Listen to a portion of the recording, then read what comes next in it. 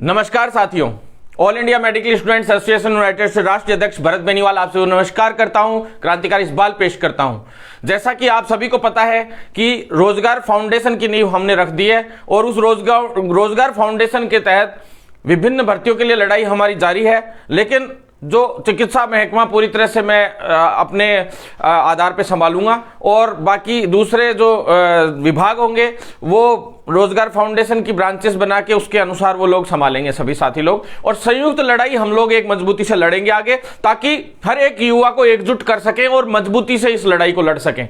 साथियों, सबसे पहले तो मैं जितने भी साथी अभी लाइव पे जुड़े हुए हैं उन सभी को नमस्कार करता हूं, क्रांतिकारी इकबाल पेश करता हूं और आप सभी से इतना ही कहना चाहता हूं कि जितना प्यार और साथ आप लोगों ने बना के रख रखा है, इसको अगर बना के रखेंगे तो बहुत बड़े स्तर पे एक बड़ा आंदोलन हमने अंदरूनी रूप से खड़ा कर दिया है। और हमने पूरे राजस्थान में 17 जिलों को अभी कवर किया था, आपको पता है, क्रांति मार्च के माध्यम से। उसमें विभिन्न मांगे हमारी थी और उन मांगों को लेकर खास करके उसमें 80% मांगे हमारी चिकित्सा विभाग को लेकर थी और जो दूसरी मांगे भी हैं तो उसमें ज्यादातर जो मांगे हैं वो जो जुड़ी हुई हैं तो इनडायरेक्टली रूप से चिकित्सा विभाग की भर्तियों से जुड़ी हुई है, जैसे नकल विरोधी कानून को लेके या कोई सैलरी के इशू या कुछ अदर छोटे मोटे ऐसी चीजें जैसे फास्ट ट्रैक न्यायालय का गठन हो या जो इन सब चीजों में आप लोगों को मैं आशा करता हूं कि आप सभी लोग मजबूती से उसमें हमारा साथ देंगे। तो सबसे पहले मैं आप सभी को यह बताना चाहता हूं कि साथियों, आज का लाइव बहुत अहम है। कल बजट है, आप सभी को पता है, पीछे आप लोगों को दिखाई दे रहा होगा विधानसभा का फोटोग्राफ है एक तरीके से। तो इस बजट सत्र यानी विधानसभा में कल बजट सत्र आएगा। इससे पहले भी मैंने बजट सत्र के लिए वीडियो लाइव किया था और उस वीडियो के माध्यम से बताया था कि नई भर्तियां कौन कौन सी आएंगी और उनमें आगे क्या क्या कार्रवाई हुई, कहां तक प्रक्रिया पहुंची, वो सारी मैंने आपको बताई थी। और हमारे आंदोलन से क्या सरकार पे असर पड़ा, कहां कहां हमारी वार्ता हुई, वो सारी चीजें पहले भी वीडियो में मैं बता चुका हूं। लेकिन पहले जो बजट जैसे घोषणा होनी थी उससे एक दिन पहले मैंने लाइव किया था, उस दिन भी तो सारी चीजें आपको हालांकि मैंने बता दी थी काफी कुछ, लेकिन उनमें कुछ एक चीजें अपग्रेड हुई है तो वो मैं आप तक पहुंचा देता हूं। दूसरी चीज ये है कि भी जो आगे क्या क्या नहीं होता है तो हम क्या क्या करेंगे उसकी रणनीति, और जो क्रांति मार्च चल रहा है पूरे राजस्थान में उसका मैसेज सीएम तक बहुत मजबूती से रखा गया है। साथ ही दूसरे जो आंदोलन अपने चल रहे हैं उनमें हर एक में जीत अब तक दर्ज हुई है साथियों, चाहे वो किसी भी तरह से हुई हो, लेकिन जीत दर्ज हुई है। जैसा कि आप सभी ने देखा कि आरएएस भर्ती की मेंस की एग्जाम पोस्टपोन्ड करवाने के लिए अपन लोगों ने अभी 2-3 दिन से ही मुहिम चलाई थी और उसमें भी एक बड़ी जीत दर्ज हुई है, चाहे वो न्यायालय के माध्यम से हुई हो चाहे किसी भी माध्यम से हुई हो, लेकिन अपनी जीत उसमें हुई है सभी साथियों की, क्योंकि उनका सिलेबस चेंज कर दिया गया था और सिलेबस भी प्री का रिजल्ट आने के बाद चेंज किया गया। ये बहुत दुर्भाग्यपूर्ण था, अचानक से ऐसे सिलेबस चेंज करना नहीं चाहिए। इसी वजह से भर्तियां सारी की सारी कोर्ट में अटकती हैं। ये आरएएस की भर्ती भी कोर्ट में जाती है अगर सिलेबस चेंज होने के बाद अगर मेंस का एग्जाम अभी होता तो, क्योंकि कई लोग कोर्ट में पहुंच जाते कि हम तैयारी नहीं कर पाए, ये दिक्कत वो दिक्कत। तो जानबूझ के सरकारों द्वारा जो ये नियमों के साथ खिलवाड़ होता है, जानबूझ के छेड़छाड़ होती है, इसको सरकार को तुरंत प्रभाव से बंद करना होगा, अन्यथा सरकार को एक बड़े आंदोलन का सामना तो करना ही पड़ेगा। और युवाओं की जो हालत आज चल रही है, जो आत्महत्याएं लगातार जो कर रहे हैं युवा, कई सेलेक्ट हो गए थे रीट में और अब परेशान हो कि उनकी बहुत बुरी स्थिति है, मानसिक प्रताड़ित हैं वो लोग, तो रीट को इस हाल में इन लोगों ने लाके छोड़ दिया। राजस्थान में जितनी भी भर्तियां हैं आप सभी को पता है साथियों, राजस्थान के अंदर एकमात्र चिकित्सा विभाग ऐसा है जिसकी भर्तियां अपन लोग करवाने में सक्षम रहे। राजस्थान में लोग सिर्फ और सिर्फ बेरोजगारों के नाम पर राजनीति करते हैं, यह आपके सामने आ चुका है। क्योंकि साथियों, सिर्फ और सिर्फ अपनी एक इतनी बड़ी भर्ती सीएचओ की भर्ती हो, चाहे एलटी की हो, चाहे आरटी की हो, चाहे ईसीजी टेक्नीशियन की हो, चाहे एमओ की हो, चाहे प्रयोगशाला सहायक की हो, इनके अलावा मुझे भर्ती बता दीजिए जो भर्ती शुरुआत से लेके अंत तक पहुंची भी हो, कोई गिनी चुनी भर्ती को छोड़ के। एक भी भर्ती रीट पूरी शुरू होकर 3 साल 2018 की भर्ती थी और उसके बावजूद 3 साल के अंदर अंदर 4 साल के अंदर अंदर इतना आगे तक अधूरे आधी अधूरी तो वैसे पहुंची थी और फिर वो रद्द हो गई, वापस से ये हो रही है। तो ये हालात हर भर्ती की हो चुकी है। ये मान लीजिए कि अपनी बहुत बड़ी जीत है कि अपनी दूसरी सीएचओ की भर्ती आने जा रही है, नई स्टाफ नर्स ग्रेड द्वितीय की भर्ती आनी चाहिए, आने जा रही है, एलटी की भर्ती आ रही है, आरटी की भर्ती आ रही है, ईसीजी टेक्नीशियन की भी जल्दी निकलवाएंगे, ओटी टेक्नीशियन, कैथ लैब और बीबीटी तीनों के कैडर निर्माण करके जल्द भर्ती निकलवाएंगे। कैडर निर्माण का चाहे प्रक्रिया चलती रहेगी लेकिन भर्तियां जल्द निकलवाएंगे। तो साथियों, सबसे पहले मैं आ जाता हूं सीएचओ की भर्ती पे। चूंकि सभी को पता है कि एनएचएम एमडी साहब हैं जो सोनी जी सर, जितेंद्र कुमार सोनी जी, वो पीडी गुगरवाल जी और पूरा स्टाफ, पीआईपी की बैठक दिल्ली हुई है, उस बैठक में गए हुए हैं। 3 दिन से वो लोग वहीं हैं, मीटिंग्स चल रही हैं वहां पे। चूंकि अपना सैलरी का इश्यू भी चल रहा था। एनएचएम में क्या है, जो भी वैकेंसीज आती हैं उनमें सैलरी का इश्यू बहुत बड़ा रहता है। बहुत कम सैलरी, 7-7, 8-8 हजार के अंदर सैलरी के अंदर ये स्टाफ को रखने का प्रयास करते हैं। 5600 रुपए में कंप्यूटर ऑपरेटर रखते हैं। इस तरह की जो तनख्वाह, जो बेतुकी तनख्वाह, जो 1996 के रूल्स के अकॉर्डिंग सारा सिस्टम चल रहा है, जो लेबर रूल्स उस वक्त के हैं उसी के अनुसार जो ढर्रा बना हुआ है उसी के अकॉर्डिंग ये पीआईपी बना के भेज देते थे। और फिर वापिस आज से 10 दिन पहले जो हमने पहले अच्छी फाइल बनवा के भेजी थी, मजबूत पीआईपी बनवाई थी, सारा काम हो रहा था। लेकिन अभी जो नए एमडी साहब आए वो रूल्स के अकॉर्डिंग उन्होंने वापस उसको विड्रॉल कर लिया था फाइल को। लेकिन अब वापस हमने प्रयास किया है कि उसको वापस बैकअप मिलेगा, क्योंकि फाइल पे फिर ऑब्जेक्शन लगा और फिर वो फाइल रुक गई। जो सैलरी का इशू चल रहा था चिकित्सा विभाग में, चाहे वो कितने भी कैडर हो, 33 कैडर हैं, चाहे वो नर्सिंग ऑफिसर की हो यानी स्टाफ नर्स ग्रेड द्वितीय की हो, चाहे नर्सिंग ट्यूटर की हो, चाहे पैरामेडिकल स्टाफ की हो, चाहे कंप्यूटर ऑपरेटर की हो, सारे कैडर्स, जितने भी कैडर्स हैं सभी के लिए हमारी लगातार भागदौड़ चल रही थी। चाहे वो आयुर्वेद के से संबंधित हो, चाहे उन सभी के लिए दिल्ली तक हम लोग भागदौड़ कर रहे थे। और उसी की वजह से आज पीआईपी की वापस दिल्ली अभी बैठक है और अगले जो 1 अप्रैल से जो एक बजट सेशन शुरू होने जा रहा है, तो उसके हिसाब से उनकी सैलरी भी आना है। तो साथियों, सबसे पहले मैं कम्युनिटी हेल्थ ऑफिसर की भर्ती को लेकर, जो पहले वाली 7810 भर्ती हुई थी उसमें जो ब्रिज कोर्स चल रहा था उससे संबंधित और 10,000 का इशू, ये छोटे मोटे जो इश्यूज थे उसमें वो लगभग इश्यूज क्लियर हो गए हैं लगभग। लेकिन कुछ एक चीजें उसमें बची हुई थी, वो पहले बता दूं। तो साथियों, सबसे पहले तो बता दूं आपको कि जो वेटिंग सूची है वो एक और आएगी जल्दी, लेकिन उसमें अब से मतलब वो आने की संभावना है 10 से 15 मार्च के बीच में। और साथियों, उस वेटिंग के अंदर अभी सूची छोटी है, आप देख लीजिए, उसके अंदर 118-19 के लमसम आने की संभावना थी। जो कोर्ट से रिजर्व सीटें थी उन पे भी कुछ एक पे अभी फैसला आना है 2-4 दिन बाद, गिनी चुनी सीटों पे, और कुछ एक चीजें क्लियर होनी है, तो उसके बाद पूरा डाटा क्लियर हो जाएगा। तो एक सूची और आने की पूरी संभावना है। और साथ ही जो साथी लोग अभी छोड़ के गए थे, जो एम्स में चले गए, नॉर्थ सेट से सिलेक्शन हुआ था, उन सभी साथियों के भी मैं कोशिश कर रहा हूं कि वो जो छोड़ के जा रहे, तो उन सीटों को भी इसके अंदर डलवा के और एक बड़ी वेटिंग सूची 200 से 300 लोगों की जारी हो। तो यह प्रयास हमारा चल रहा है साथियों, और उन लोगों का कोशिश करेंगे कि ब्रिज कोर्स अभी इन्हीं के साथ शुरू हो जाए, अच्छा रहेगा। तो अभी 1 मार्च से सभी साथियों का जो ब्रिज कोर्स शुरू होना है, प्रयास यही है कि 1 से 5 मार्च के बीच में हर हाल में ब्रिज कोर्स सभी का शुरू हो जाएगा।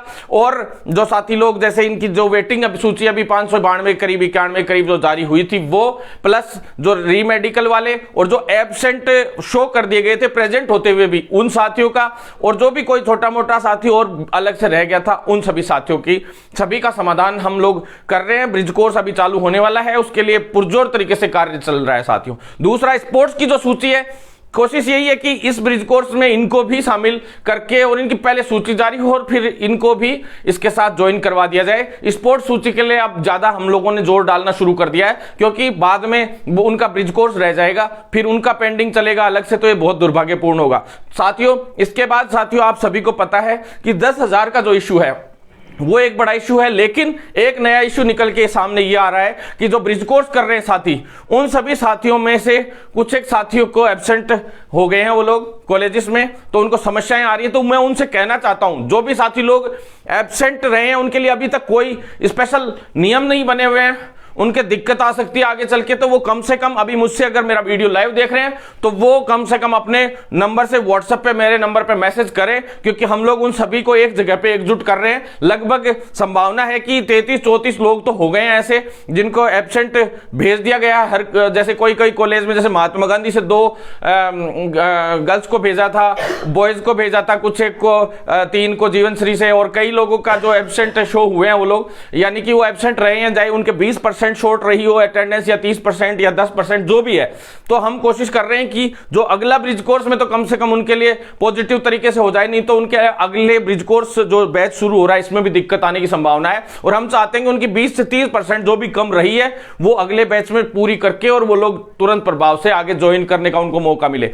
तो साथियों, इसके बाद 10,000 का इशू, आप सभी को पता है कि 10,000 के इशू में सरकारी कॉलेजेस थे उनके तो सभी युवाओं के जो है पूरे अकाउंट नंबर वगैरह सारे ले लिए थे, सभी के पैसे भी आने की संभावना है 1-2 दिन में, 2-3 दिन में। लेकिन जो प्राइवेट सेक्टर की जितनी भी संस्थान थे वो जब से एक नया परफॉर्मा और फॉर्मेट जारी हुआ है तब से उनको बहुत परेशान किया जा रहा है। ये बहुत दुर्भाग्यपूर्ण है। एक साफ बात खुलेआम मैं इस वीडियो के माध्यम से उन कॉलेजेस को कहना चाहता हूं जो दादागिरी कर रहे हैं और बच्चों को परेशान करने का प्रयास कर रहे हैं। उनमें गिनी चुनी कॉलेजेस ये वैसे ज्यादा नहीं है, लेकिन किसी भी, पहली बात तो उनको चुनौती है, खुली चैलेंज करके कह रहा हूं, अगर आप लोगों ने एक भी बच्चे को, युवा को परेशान किया, किसी चयनित सीएचओ को परेशान किया तो उस कॉलेज के बहुत बुरे दिन शुरू हो जाएंगे। क्लियर मैं धमकी दे रहा हूं, आप लोग ध्यान से सुन लीजिएगा, क्योंकि आपके लालच के चक्कर में अगर मेरे किसी अभ्यर्थी का पेपर खराब हो गया, मानसिक रूप से वो प्रताड़ित हुआ, तो हम कोर्ट में उस मामले को लेकर जाएंगे और आप लोगों को बताएंगे कि क्या होता है सत्यता के लड़ाई लड़ना और सत्यमेव जयते क्या होता है, हम बताएंगे आप लोगों को। तो साफ साफ कान खोल के सुन लीजिए, हम लोग आज किसी भी युवा की नौकरी आप लोगों की वजह से गई और उनके आप लोगों ने किसी भी तरह से दबाव बना के इंटरनल मार्क्स कम भेजने की कोशिश की, तो इस वीडियो के माध्यम से साफ उन कॉलेजेस को कह रहा हूं कि भाई आप लोगों पे बहुत भारी पड़ने वाला है। सोच लीजिएगा, परीक्षा अभी खत्म हो जाएंगी, इनका ब्रिज कोर्स अब खत्म हो जाएगा, आप लोग फिर कॉलेजेस चलाएंगे। हम देखते हैं कौन किस तरीके से कॉलेज चलाता है। तुम लोग 2-2 कमरों के रूम में कॉलेज चला रहे हो, स्टाफ आप लोगों के पास है नहीं, बड़ी बड़ी बातें आप लोगों को आती है। हम लोग ये नहीं चाहते कि आपके साथ भी गलत हो, हम चाहते कि छोटा मोटा, चलो ठीक है आप लोगों का भी हुआ है तो आप लोग भी अपने अधिकारों के लिए लड़िए, लेकिन किसी युवा को, किसी चयनित सीएचओ को अगर आप लोगों ने परेशान किया तो बहुत भारी पड़ेगा। क्लियर कह रहा हूं मैं, बहुत भारी पड़ेगा, क्योंकि ये सीएचओ मैंने गोद ले रखे हैं और एक भी सीएचओ की तरफ अंगुली भी उठाने का मतलब है कि हाथ उखाड़ के फेंकना। ध्यान में रख लीजिएगा आप लोग। पहली बात कह दूं कि 10,000 वाले इश्यू में साफ साफ हमने जब ऑर्डर जारी करवा दिया तो आरयूएचएस से साफ बात हो गई थी, उन्होंने ऑर्डर जारी कर दिया कि बोर्डिंग और लॉजिंग यानी कि रेजिडेंशियल नॉन रेजिडेंशियल वाला जो इशू था वो साफ क्लियर करवा दिया अलग से कि भी इस मैटर की वजह से किसी भी अभ्यर्थी का बोर्डिंग और लॉजिंग की वजह से किसी भी अभ्यर्थी की आप या ट्रांसपोर्ट का भी हो, चाहे अगर वो साइन नहीं करता या कोई भी इश्यू होता है ऐसा, तो उसकी वजह से आप उसकी परीक्षा को नहीं रोक सकते हैं। तो साफ साफ बात क्लियर हमने कर दी थी उसमें, और किसी भी अभ्यर्थी को दबाने का प्रयास होता है और गलत तरीके से उनके साथ होता है तो वो, अगर वो लोग थाने में चले गए और कलेक्टरों के पास चले गए या प्रशासन के पास चले गए तो फिर हमारी कोई गलती नहीं होगी। एनएचएम में भी जिसके पास साफ सख्त निर्देश है, एमडी साहब के भी, पीडी साहब के भी, और ऊपर हेल्थ सेक्रेटरी साहब है जो पेंडेकर जी, उनके भी साफ निर्देश है, उनको भी हमने ये बात पहुंचा दी है कि इसका जो सेकंड फॉर्मेट है बोर्डिंग और लॉजिंग, इसको देने की जरूरत कहां थी। जब देना था तो परीक्षा के बाद बात करते कि भाई हाँ क्या क्या, तो परीक्षा के समय पे देना यानी बहुत भारी उनके दिमाग पे दबाव बनाना, उनके मानसिक रूप से प्रताड़ित करते हुए उनको फेल करने की ये साजिश करना, ये बहुत दुर्भाग्यपूर्ण है। उसकी वजह से एमडी साहब और हेल्थ सेक्रेटरी साहब सभी लोग नाराज भी बहुत हैं आरयूएचएस पे, और आरयूएचएस को इसके लिए सबक भी सिखाया जाएगा अगर किसी भी युवा के साथ गलत हुआ तो। साथियों, इसके बाद जो 10,000 का इशू वो मैंने क्लियर कर दिया लगभग, और बहुत जल्द आप लोगों के जो खाते में हैं वो पैसे डलवाएंगे और इस लड़ाई को आगे बढ़ाएंगे। किसी के साथ अन्याय नहीं होने दिया जाएगा, आप चिंता मत कीजिए। इस आंदोलन को और मजबूत करेंगे, बहुत मजबूत करेंगे। अभी बस सिर्फ एक बार कंसंट्रेट रखिए ओनली ऑन योर एग्जाम्स, और best wishes all candidates which are selected in this exam. जो पहले सेलेक्टेड हो चुके हैं उन सभी कैंडिडेट्स के लिए ऑल द बेस्ट और बेस्ट ऑफ लक मेरी तरफ से।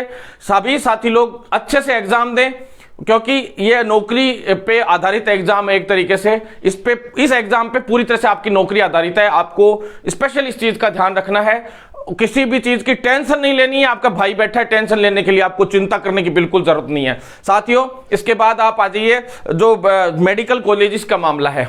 सभी साथी लोग हैं उनके लिए आने वाली जो भर्तियां हैं उनके लिए मैं सबसे पहले मेडिकल कॉलेजेस पे बात इसलिए कर रहा हूं क्योंकि 15 मेडिकल कॉलेजेस हैं, आप सभी को पता है, वो आ रही हैं। जल्द ही उनका शिलान्यास करवाने के लिए हमारे प्रयास चल रहे हैं। स्पेशली मैं झुंझुनू मेडिकल कॉलेज के लिए इसलिए लगा हुआ हूं क्योंकि झुंझुनू मेडिकल कॉलेज इनसे और पहले आनी चाहिए थी, क्योंकि मेरा प्रयास था जब इतने मेडिकल कॉलेजेस के लिए हम डॉक्टर हर्षवर्धन तक, जो मेरे FB पे आप खोल के देख सकते हैं, मेडिकल कॉलेजेस के लिए जब हम इतना बड़ा संघर्ष करके, और डॉक्टर हर्षवर्धन जब केंद्रीय चिकित्सा मंत्री थे और JP नड्डा जी उस वक्त चिकित्सा मंत्री थे, तब हमने साफ उनको एक ही सुझाव दिया था कि जब हमारे देश के युवा MBBS करने के लिए आउट ऑफ कंट्रीज में 40-45 लाख रुपए खर्च कर रहे हैं, तो चाहे भारत में भी हम जो डिस्ट्रिक्ट लेवल पे जितने भी बड़े हॉस्पिटल्स हैं उनके अंदर मेडिकल कॉलेजेस खोल के, और उसके अंदर जो है 20 लाख 15 लाख फीस रख लीजिए कि भाई उसमें इतनी फीस रख के, और यानी सालाना 3-3 लाख 4-4 लाख रुपए फीस रख के भी अगर आप लोग 2.5 लाख रुपए फीस रख के भी अगर यहीं से वो लोग MBBS कर पाए तो ज्यादा बेहतर होगा। हमारी स्वास्थ्य सेवाएं भी मजबूत होंगी और हमारे युवा यहीं के यहीं MBBS कर पाएंगे, और उससे क्या है, जो बाहरी देशों में जो पैसा जाता है हमारा वो जाने से बच जाएगा, और इससे हॉस्पिटल भी अपग्रेड होंगे और सारी चीजें यहीं पे होंगी। तो इसकी वजह से उस वक्त हमारे को 75 कॉलेजेस मेडिकल कॉलेजेस अलॉट हुए थे, और आने वाले वक्त में पूरे टोटल 75 कॉलेजेस पूरे देश को अलॉट हुए, जिसमें 15 मेडिकल कॉलेजेस अभी लेटेस्ट में राजस्थान को और अलॉट हुए हैं, और यूपी को भी अलॉट हुए, कुछ और राज्यों को भी अलॉट हुए, और विश्वास है कि आने वाले वक्त में 120 से 22 मेडिकल कॉलेजेस और आ जाएंगे, जिससे पूरे देश भर में MBBS स्टूडेंट्स आसानी से, जो बायोलॉजी के स्टूडेंट्स हैं वो आसानी से MBBS की ओर अग्रसर हो पाएंगे और स्वास्थ्य के ढांचों को मजबूत कर पाएंगे। तो मेडिकल कॉलेजेस तो खोल दिए गए हैं, लेकिन हमारी केंद्र सरकार से यह भी मांग थी कि आप लोग बजट भेज देते हैं। हर एक मेडिकल कॉलेज के लिए 325 करोड़ का बजट भेजा गया था साथियों। 325 करोड़ का बजट तय हुआ था, जिसके अंदर 60 और 40 के हिसाब से, रेशियो के हिसाब से पैसा देना था, जिसमें केंद्र सरकार का 60% और 40% राज्य सरकार का। तो साथियों, मेडिकल कॉलेजेस के अंदर ये लोग पैसा तो ले लेते हैं आगे से, और यहां से पैसा कम देती है राज्य सरकारें। फिर दिक्कत क्या आती है, स्टाफ जो है उनको नहीं लेते ये, उसमें ना तो प्रोफेसर्स की कोई व्यवस्था है, ना कोई जो डेमोन्स्ट्रेशन स्टाफ, और सारे के सारे जो मुख्य रूप से principal, vice principal, professor, associate professor, tutors, कोई भी व्यवस्थाएं नहीं रहती हैं लेक्चरर्स की, किसी की भी। तो साथियों, ये बहुत दुर्भाग्यपूर्ण है। इसलिए सभी के लिए नर्सिंग कॉलेजेस में भी नर्सिंग ट्यूटर्स और सारे लेक्चरर, प्रोफेसर, सभी के लिए भर्तियां आ रही हैं। पहली बार हमारा संघर्ष लगातार हम लोग इस चीज के लिए कर रहे हैं 4 महीने से, और बहुत जल्द ये मेडिकल कॉलेज में सभी में, क्योंकि MBBS वाले जितने भी साथी वो भी फोन करते रहते हैं कि बॉस हमारे टीचर्स नहीं है, संविदा पे हैं ज्यादातर, या एक तरीके से गेस्ट फैकल्टी उनको पढ़ाती है गवर्नमेंट कॉलेजेस होते हुए। ये बहुत दुर्भाग्यपूर्ण है। तो इसके लिए हम लोग लगातार लड़ाई लड़ रहे थे, और हर एक मेडिकल कॉलेजेस में 88 का स्टाफ मेडिकल कॉलेजेस में आ रहा है अभी बहुत जल्द। तो आप देख लीजिए, लगभग 7 मेडिकल कॉलेजेस तो एक है, तो 550-600 के करीब का तो यही स्टाफ हो गया, और आने वाली जो 4 कॉलेजेस है जिनका शिलान्यास हो रहा है उनके भी कुछ जुड़ने की संभावना है। अब देखते हैं, हालांकि जोड़ने का काम कम करते हैं, घटाने का काम सरकारें ज्यादा करती है। तो वित्त विभाग के पास फाइलें तो अच्छे से गई है। नर्सिंग ट्यूटर्स की भी अब तक 950 के करीब की फाइल जा चुकी है, लेकिन उसमें मेरे हिसाब से जो क्लियर होगी 309 की एक फाइल क्लियर हो गई थी, और अगर बढ़ेगी संख्या वित्त विभाग से तो लगभग संभावना है कि ये 550 तक पहुंच जाएगी। और प्रयास ये है कि हम लोग 950 से 1000 के करीब करें। अब वित्तीय स्वीकृति कितने पदों की मिलती है वो कल बजट में आप लोगों के सामने आ जाएगा। तीसरी चीज साथियों, चिकित्सा शिक्षा का ये मामला चल रहा है। चिकित्सा शिक्षा विभाग के अंडर में ये सारी चीजें आती है, और चिकित्सा शिक्षा विभाग के अधिकारियों से हम लोग लगातार आप लोगों के सामने मिल रहे हैं। उसके सर्वा हैं वैभव गलेरिया जी, आप सभी को पता है। वैभव गलेरिया जी से लगातार हमने मिलके नई भर्तियों के लिए और नए कैडर निर्माण के लिए लगातार संघर्ष किया है। तो उनके नीचे शिवांगी मैडम आती है, कमिश्नर जो आयुक्त है, और उनके जो नीचे हैं कैलाश जी सर हैं, और जो रवि विजय सर हैं, ये सभी अभी लोग जो डायरेक्टर और डिप्टी डायरेक्टर और अतिरिक्त प्रभार जिनके पास है, सभी लोगों से हम लगातार मुलाकात कर रहे हैं और ये मेडिकल कॉलेजेस के अंदर भर्तियां निकलवाने के लिए जो राजमेश का पूरा सिस्टम है उस पर भी कुंडली मार के बैठे हैं, जिससे जल्द से जल्द आप लोगों के लिए भर्तियां आए। तो साथियों, अब जो नई भर्तियां आ रही हैं उसके लिए हम लोगों ने इनसे रिक्त पदों की संख्या भी सरकार तक पहुंचाई है, हेल्थ सेक्रेटरी साहब तक भी पहुंचाई कि भी इन पे आ सकती है। उन्होंने वित्तीय स्वीकृति के लिए भी फाइलें भेजी है, पद भी सृजित की है, जिसमें अब मुख्य रूप से मैं बता दूं, फर्स्ट नंबर तो है नर्सिंग ग्रेड की जो भर्तियां हैं, सेकंड ग्रेड की वो भर्तियां बहुत जल्द 1250 की जो एक फाइल है वो तो मोहर लग चुकी है पूरी तरह से, वो कभी भी आरपीएससी तक जा सकती है, 2 दिन में 5 दिन में कभी भी जा सकती है और हो सकता है सरकार इसमें घोषणा भी करे उसके लिए। दूसरी जो है इसमें और पद बढ़वाने की हमारी जो लगातार संघर्ष चल रहा था वित्तीय विभाग में, अभी तक भी फाइल पड़ी है। हमारा प्रयास है कि 4958 के करीब एक भर्ती और एक वित्तीय स्वीकृति के लिए एक फाइल और गई थी, लेकिन वो अभी तक भी अटकी हुई पड़ी है क्योंकि सीएचए की कुछ भर्तियां कुछ समय पहले हो गई थी। तो इनको ये लग रहा है कि भाई अभी स्टाफ की आवश्यकता नहीं है, अभी जब हमें 7-7 हजार में युवा मिले हुए हैं काम करने के लिए तो हमें कहां जरूरत है नौकरियां निकालने की। तो साथियों, मैं तो ये कहता हूं कि सीएचए की भी कम से कम 20 से 26 हजार रुपए सैलरी होनी चाहिए, क्योंकि उनके साथ भी बहुत बड़ा अन्याय हो रहा है। लेकिन फिर भी उसके लिए तो लड़ाई चल ही रही है। सीएचए वाले साथी जो है उन्होंने अभी 2 धरने भी किए, अच्छा लगा, लेकिन दोनों धरने मैं मानता हूं कि एक साथ होते तो और ज्यादा अच्छा मैसेज आप लोगों का जाता।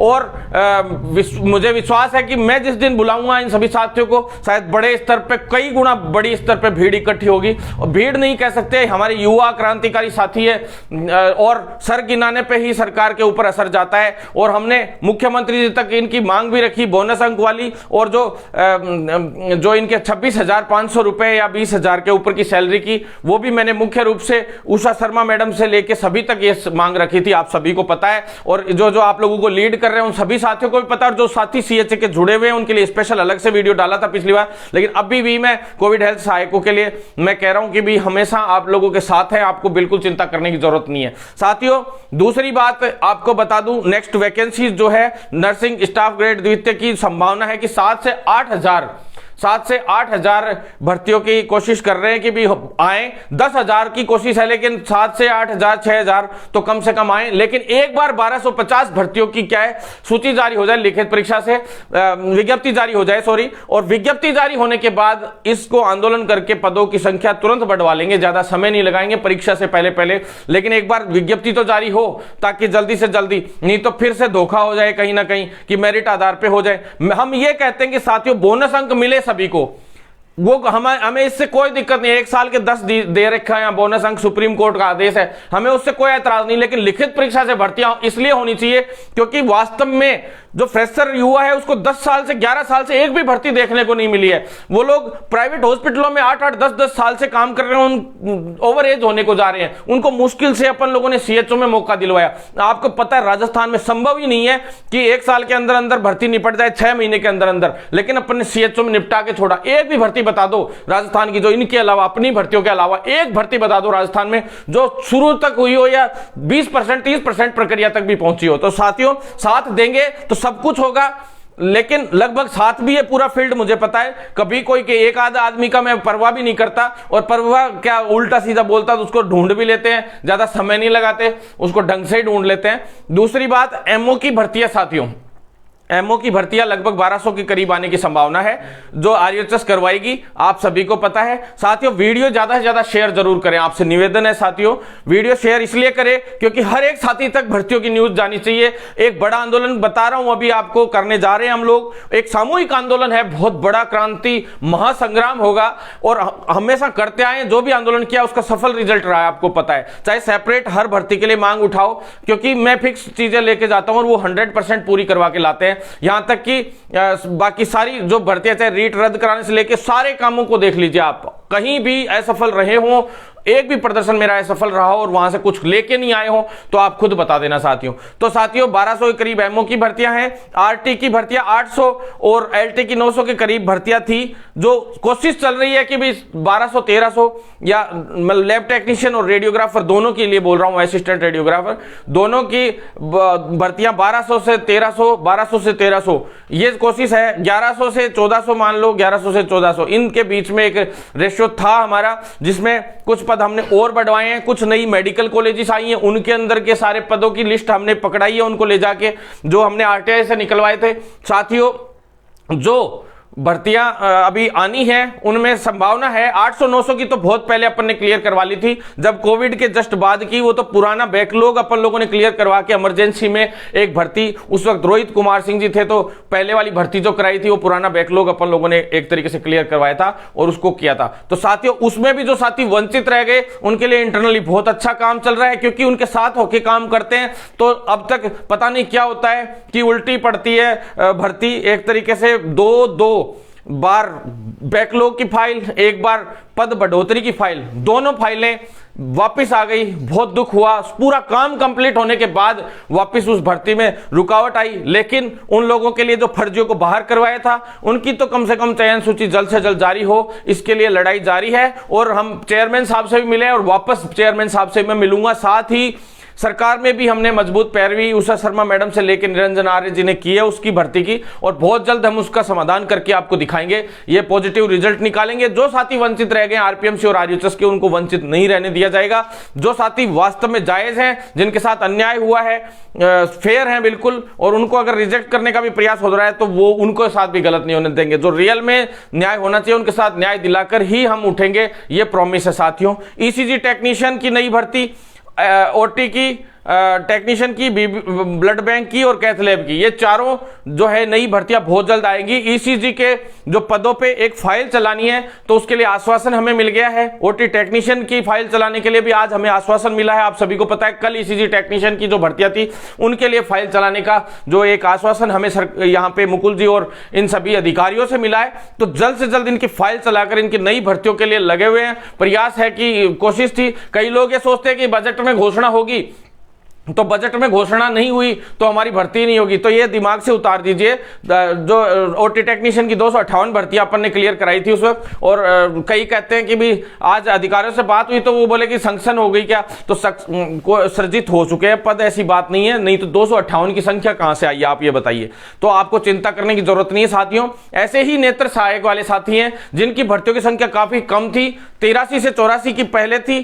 कुछ और नए जो मेडिकल कॉलेजेस अभी आ रहे हैं, सभी मेडिकल कॉलेजेस का हमने अब पूरा परफॉर्मा निकलवा लिया है। ऐसे कुल मिला के 359 के करीब 359 करीब पद बन रहे हैं टोटल, और नेत्र सहायकों के लिए प्रयास है कि 359 नहीं तो 350 के करीब पद आए, जिससे उनको भी एक रोजगार मिले, क्योंकि बहुत ज्यादा कमी है आई हॉस्पिटल्स की भी, और स्पेशली आई के जितने भी जो है आगे भर्तियां आई से रिलेटेड नहीं आती हैं। आंखों के अस्पताल हैं जो आई हॉस्पिटल्स बहुत कम है, उनके ऊपर भी सरकार को ध्यान देना चाहिए, क्योंकि मोबाइल वगैरह ये बहुत ज्यादा यूज में आते हैं आजकल, और इतना ज्यादा यूज में फोन आने की वजह से सभी को किसी को चश्मा लगा हुआ है, किसी को आई साइट प्रॉब्लम है, किसी को कैसी प्रॉब्लम है। तो ये जल्द से जल्द नेत्र सहायकों की भर्तियां सरकार करवाए। और साथ ही जो हॉस्पिटल केयर टेकर की एक बड़ी सफलता हमें मिली है साथियों, आप सभी को पता है 56 भर्तियां हम लेके आ रहे हैं। बहुत बड़ा ये संघर्ष था कि इसका पहले कैडर वेडर और सारा सिस्टम ही क्लोज था। इसके अंदर जो योग्यता है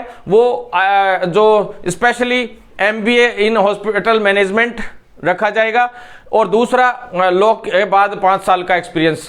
तो इस प्रकार का जो है नया जो नियम, सेवा नियम उसके लिए बने हैं, और 56 केयर टेकर की घोषणा भी जल्द हो सकती है सरकार के द्वारा, जो हमारा बहुत बड़ा संघर्ष था साथियों, आप सभी को पता है। साथियों एक सबसे बड़ी चीज है कि नकल विरोधी जो कानून है उसके लिए मैं आपको बीच में एक बार बताना चाहूंगा साथियों, नकल विरोधी कानून के अंदर उम्र कैद की सजा होनी चाहिए, और जो आईपीसीज है वो क्रिमिनल एक्ट्स में जो ली जाती है वो पूरी तरह से इसमें इंप्लीमेंट नहीं की जाती। तो जो सारी की सारी वो आईपीसीज इसमें काम में लेते हुए इनको सख्त से सख्त कानून बनाते हुए, यानी कि जो मैंने बताया था आपको गैंगस्टर एक्ट के रूप में इसको लागू करना बहुत जरूरी है। नहीं तो ये भर्तियां आती रहेंगी, कोई बड़ी चीज नहीं है, लेकिन लेकिन इनके अंदर जो फर्जीवाड़ा है उसको रोकना सबसे अहम है।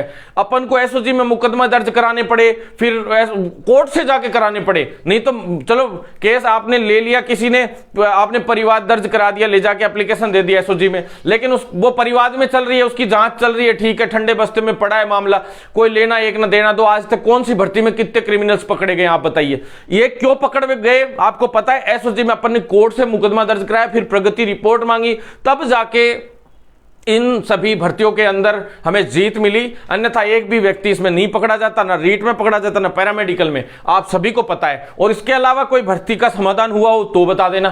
साथियों, एक चीज और मैं आपसे कहना चाहता हूं, जिन साथियों का नंबर नहीं आता है किसी भर्ती में, वो नेगेटिविटी फैलाना शुरू कर देते हैं कि इस भर्ती में ये हुआ है, उस भर्ती में ये हुआ है। साथियों, वो भी तुम्हारे भाई हैं, पढ़ लिख के अगर नंबर लाए हैं तो उनके खिलाफ गलत मत सोचा करो, जलन मत महसूस किया करो। वो भी हमारे भाई हैं, कोई अलग नहीं है, सभी के लिए लड़ रहे हैं, सभी के लिए भाग रहे हैं। तो आप लोग इस चीज को पूरी तरह से दिल में सोचो, मेहनत करो, अगली भर्ती का इंतजार करो, साथ दोगे तो बहुत जल्द इसका समाधान होगा। फास्ट ट्रैक न्यायालय का गठन इसलिए चाहता हूं मैं, दूसरी मांग मेरी ये चल रही है इन दिनों में कि फास्ट ट्रैक न्यायालय बने तो एक सेपरेट न्यायालय, जैसे जमीनों के विवाद के लिए सिविल कोर्ट है, या फॉरेनर्स के साथ कोई छेड़छाड़ हो गई, कोई बदमाशी हो गई, तो उनके लिए एक फास्ट ट्रैक न्यायालय जिसके अंदर 40 दिन के अंदर अंदर पूरा का पूरा सजा भी हो जाएगी उसको, और पूरा फैसला सुना दिया जाएगा कि इसमें क्या क्या हुआ, पूरी जांच होके।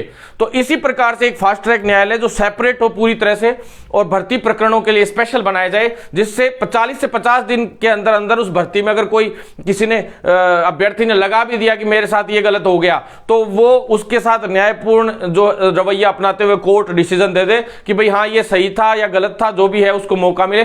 40-50 दिन में वो अगर उसकी स्थिति क्लियर हो जाती है तो शायद ये है कि वो मानसिक रूप से भी प्रताड़ित नहीं होगा और पॉजिटिव तरीके से उसका जीवन भी अच्छे से आगे चलेगा। और जो बाकी भर्तियों का जो डर रहा है, जिसके सपने देख लेते हैं बेरोजगार युवा, उन सभी युवाओं का सपना भी जल्द साकार होगा। 2-2, 5-5 साल तक भर्तियां कोर्ट में नहीं अटकेंगी।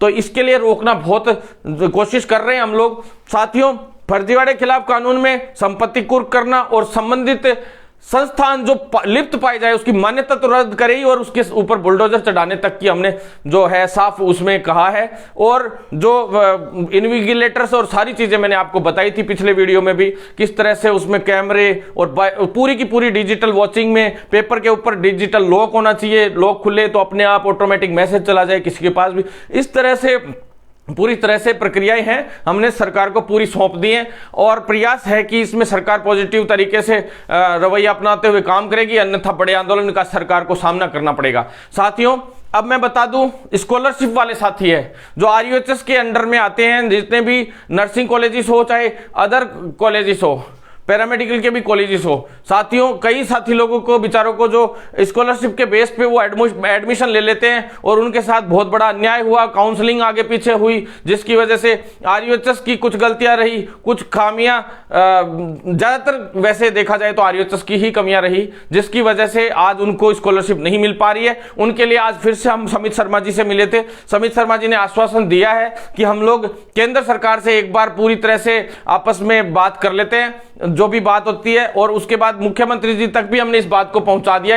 मुख्यमंत्री जी के यहां से भी लेटर जो है समित शर्मा जी के पास आया था, बुनकर जी के पास भी आया था, और आप लोगों के लिए बहुत पॉजिटिव आ रहा है। देखते हैं, मामला पॉजिटिव रहता है तो ठीक है, फिर दिक्कत आती है तो एक बड़ा आंदोलन आप लोगों के लिए भी किया जाएगा और एक सामूहिक आंदोलन होगा। साथियों, इतिहास याद रखेगा इस आंदोलन को, इतना जबरदस्त आंदोलन अपन करने जा रहे हैं, बिल्कुल चिंता करने की जरूरत नहीं है।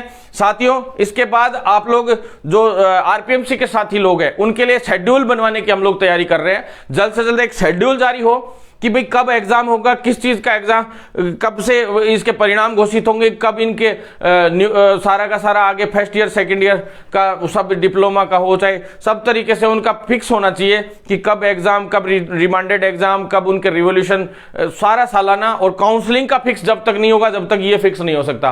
तो काउंसलिंग का भी समय सीमा बिल्कुल फिक्स कर दी जाए, क्योंकि काउंसलिंग फिर सेकेंड काउंसलिंग, फिर थर्ड काउंसलिंग, फोर्थ काउंसलिंग ऐसे ही चलती रहती है। उसके चक्कर से जो दूसरे जो साथी लोग एडमिशन ले चुके होते हैं उनका आगे बढ़ता जाता है, आगे से आगे, आगे से आगे ऐसे बढ़ता जाता है, तो उनके साथ भी न्याय किया जाएगा। और साथियों, सबसे बड़ी लड़ाई जो हमारी लिखित परीक्षा की है, सारी की सारी भर्तियां लिखित परीक्षा से आए राजस्थान की, इसके लिए एक महासंग्राम हमारा चल रहा है और सारी भर्तियों को लिखित परीक्षा से हम कराने के लिए पूरी ताकत हमने झोंक रखी है। आप लोग बिल्कुल चिंता ना करें, आपका भाई इस लड़ाई में आगे बढ़ता जा रहा है और 100% हम लोग जीतेंगे साथियों।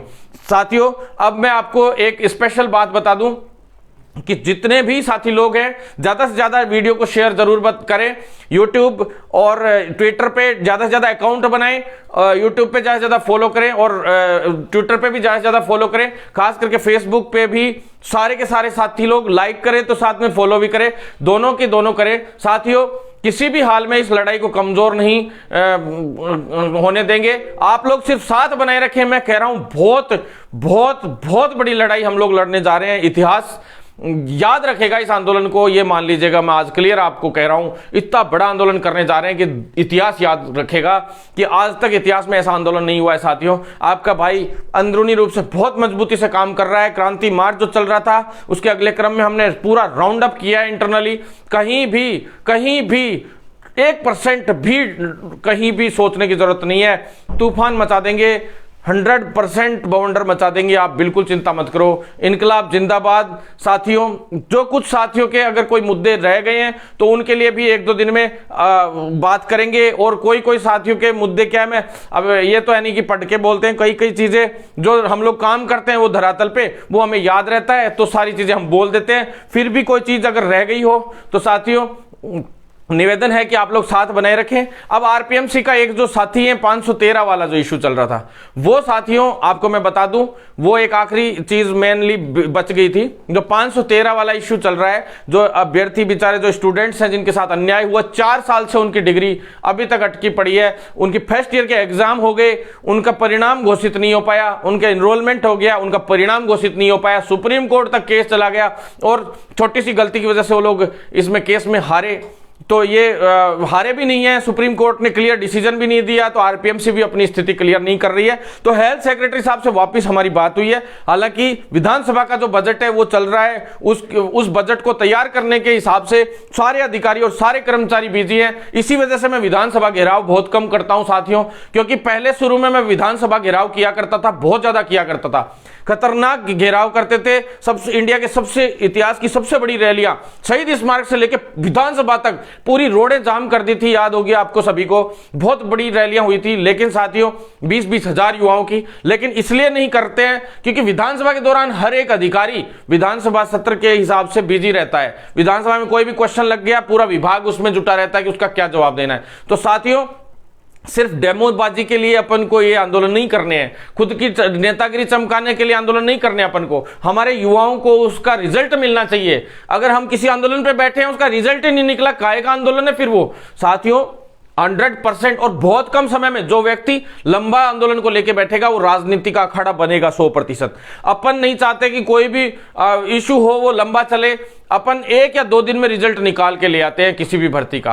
3, 4, 5 दिन में आप रिजल्ट निकाल लो, लेकिन जल्दी से जल्दी रिजल्ट निकलना चाहिए, नहीं तो बहुत ज्यादा दिक्कत आती है। साथियों, जो वार्ड बॉय वाले साथी हैं उनके लिए एक कोशिश हमने की है कि वार्ड बॉय की भर्तियों में जल्द से जल्द उनको भी एक हरी झंडी मिल जाए। एक बड़ा प्रयास हमने किया है इंटरनली, चूंकि उसमें बहुत बड़ी दिक्कतें आ रही थी। कई साथी लोग क्या कोर्टों में चले जाते हैं, सब तरीके से दिक्कतें आती है। तो साथियों, उनके लिए बहुत बड़ी लड़ाई हम लोग अभी लड़ेंगे और उसमें जीत के दिखाएंगे। आप लोगों को चिकित्सा विभाग को ऐसा बनाना है कि इंडिया के अंदर चिकित्सा विभाग, अगर कोई कहे कि वास्तव में अगर चिकित्सा विभाग है तो वो राजस्थान का चिकित्सा महकमा है। और ऐसे ऐसे मजबूत कार्य हम लोग करके दिखाएंगे। मेडिकल कॉलेज इंडिया को हम दिलाकर लाए हैं, लड़ाई लड़के। जब नेशनल प्रेसिडेंट बना था, सबसे पहली सफलता मेडिकल कॉलेजेस की थी साथियों।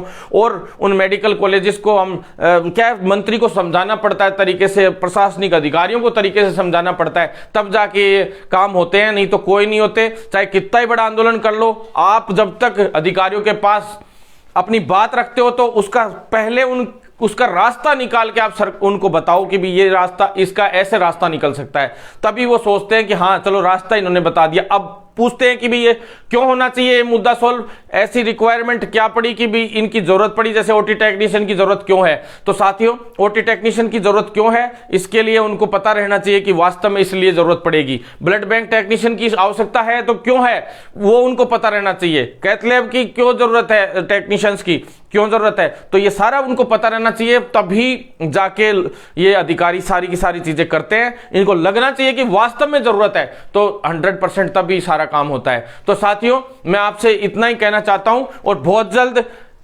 अपन लोग जीतेंगे, 100% जीतेंगे।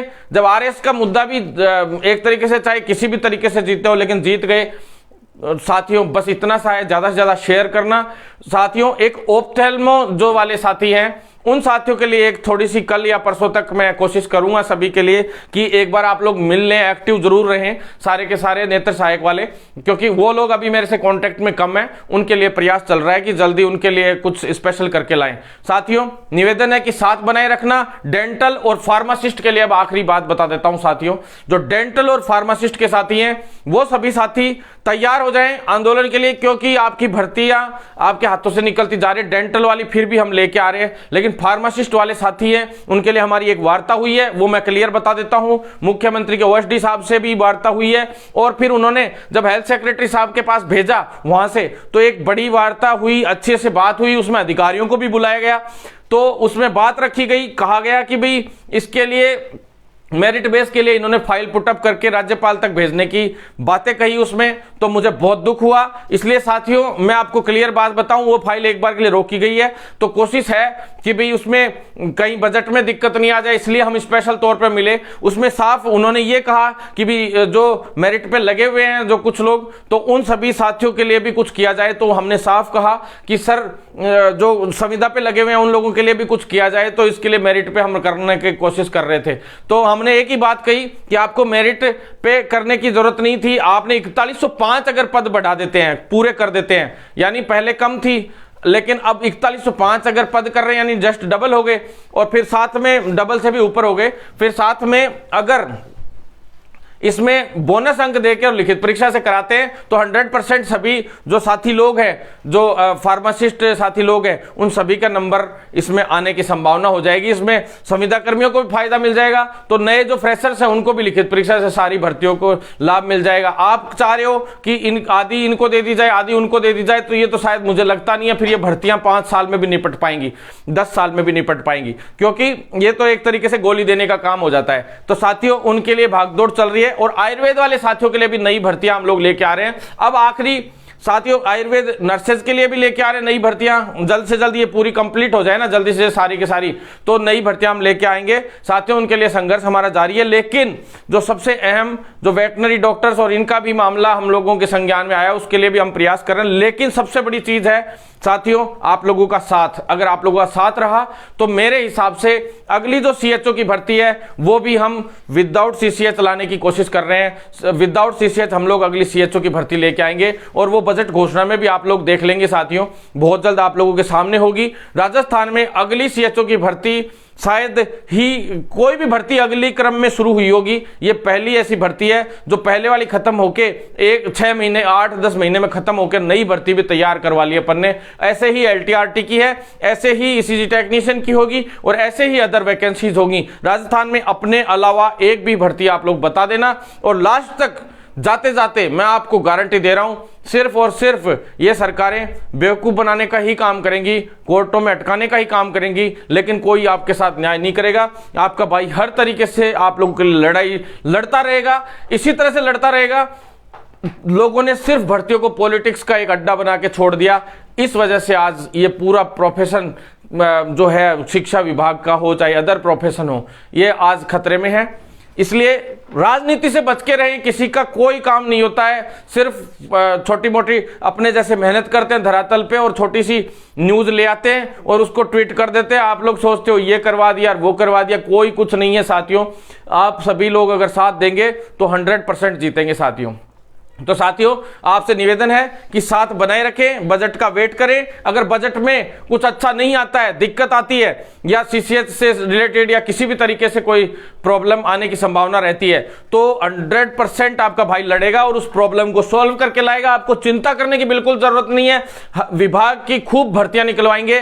किसी भी तरीके से प्रयास है कि इस 2 से 3 महीने में, अभी अपने पास 6 से 7 महीने पड़े हैं मेरे पास, मैंने आपको 12 महीने का कहा था कि इस विभाग को बहुत स्पेशली तरीके से चेंज करके छोड़ेंगे। लेकिन साथियों आपसे निवेदन है कि आप लोग साथ जरूर बनाए रखें, नहीं तो ये राजनीति जो है ये आपका भाई अकेला लड़ नहीं पाएगा। आपको पता है रीट के अंदर जब भर्ती रद्द अभी करवाई, सारा सिस्टम हुआ, और ये जो एसओजी मुकदमे दर्ज कराए, पैरामेडिकल भर्ती में मुकदमे दर्ज कराए, तो इतनी भयंकर धमकियां बड़े बड़े लेवल से आई। मेरे को कोई फर्क नहीं पड़ता है अगर कोई गुंडे या बदमाश कोई धमकी भी देता है, वांटेड हो चाहे इंटरनेशनल वांटेड क्यों ना हो, धमकी देता है, तो मैं कहता हूं उसको खुले आम चैलेंज करके कह रहा हूं कि तुम अगर वांटेड हो ना, तो हम भी असली भगत सिंह हैं और आमने सामने लड़ेंगे।